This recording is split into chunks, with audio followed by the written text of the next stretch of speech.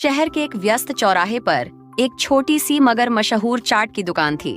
इसका नाम था मोहिनी चाट भंडार, जहां रोज शाम को लोगों की भारी भीड़ लगती। दुकान के मालिक थे रामलाल, जो अपने हाथों की जादूगरी से आलू टिक्की चाट बनाते थे। उनकी चाट इतनी स्वादिष्ट होती कि दूर दूर से लोग इसे खाने आते। आज भी जैसे ही शाम हुई, दुकान के बाहर भीड़ लगनी शुरू हो गई। रामलाल अपने छोटे से बेटे गोपी के साथ मिलकर चाट तैयार कर रहे थे।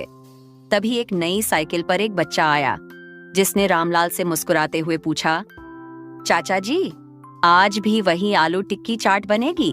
रामलाल ने चटपटे मसालों और इमली की खट्टी मीठी चटनी के साथ गर्मा गर्म आलू टिक्की बनाई। प्लेट में टिक्की के ऊपर दही, चटनी और धनिया डालकर बच्चे की तरफ बढ़ाई। लड़के ने एक निवाला लिया और उसकी आंखों में चमक आ गई। वाह चाचा जी, ये तो आज भी उतनी ही बढ़िया है जितनी हमेशा थी। अचानक से दुकान के पास एक आदमी आया, जो दिखने में काफी साधारण था। उसने चुपचाप एक कोने में खड़े होकर आलू टिक्की चाट का आनंद लिया। जाते जाते उसने रामलाल को एक पुराना नोट पकड़ा और बिना कुछ कहे वहां से चला गया। रामलाल ने वह नोट देखा तो उसकी आंखों में अचरज और खुशी की चमक आ गई।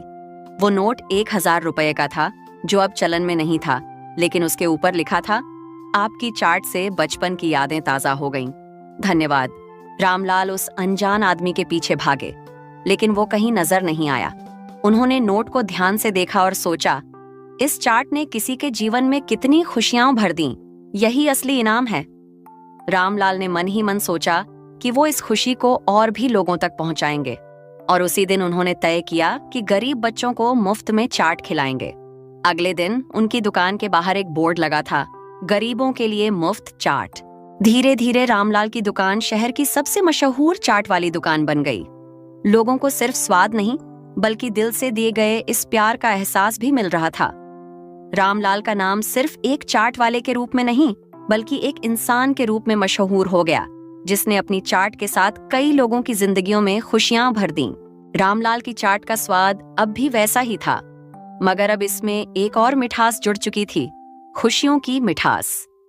चौराहे पर लगी उनकी छोटी सी दुकान अब एक ऐसी जगह बन चुकी थी, जहां स्वाद के साथ साथ दिलों को भी तृप्ति मिलती थी।